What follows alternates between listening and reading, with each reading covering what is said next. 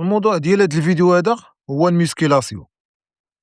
الناس اللي كيبغيو يترينيو أول مرة ميسكيلاسيون كيبقاو يفكروا بزاف، خاصني ندير هادي، خاصني ندخل اليوتيوب نشوف بنادم كيفاش كياكل، كيفاش كيتريني، الطريقة كيفاش وصل باش ندير بحالو.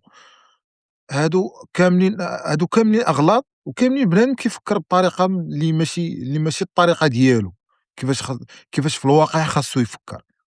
أنت كإنسان كأول مرّة غادي تدخل للميسكيلاسيون، ما تفكّرش أصاحبي في هذاك كيفاش داز ولا كيفاش ولا، فكّر في راسك أنت يلاه بادي كيفاش غتبدا.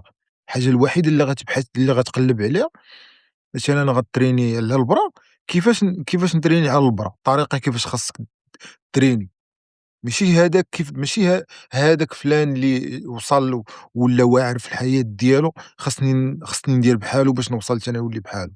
لا صاحبي ما غاتوليش بحالو، تقدر تولي أحسن منو نتا، تقدر تكون فيك أنت شي حاجة اللي أحسن منو هو، فهمتي؟ هادشي علاش خاص الإنسان يبقى يفكّر في راسو، مي ما يفكّرش بطريقة مغلوطة، فكّر في البدايات ديالك، أنت يلاه بادي سير خطوة بخطوة.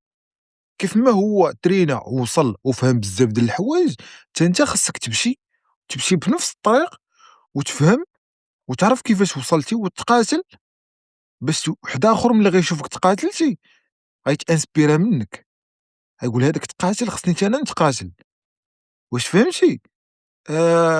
هذا هو الموضوع ديال اليوم شوية ما كيبغيش يهضر فيه كلشي، أغلبية ديال الناس اللي واصلين تيهضر لك مكملات، هاد المكمل خذوه راه زوين راه واعر راه هادو. أنا من و شوف هادي النظرية ديالي، هادي أنا كنآمن بهاد الشي. آآ ما كنآمنش بشي حاجة سميتها مكملات، ما كتدخلش ليا الراس، ما باغيش المكملات. نتريني ميسكلاسيون نضرب واحد 3 شهور 4 شهور، خصني نشري مكملات باش يعاونوني باش نزيد شوية لقدام، باش نطلع في أسرع وقت ممكن، باش نغطي واحد الجانب. اش تغطي أصاحبي؟ عندك صالير تتوشي واحد 3 المليون، سير دخل عليها، دخل عليها دير هادي ودير هادي ودير كلشي وخسر على راسك وشري اللحم وشري داك الشي كاع اللي غتحتاجو.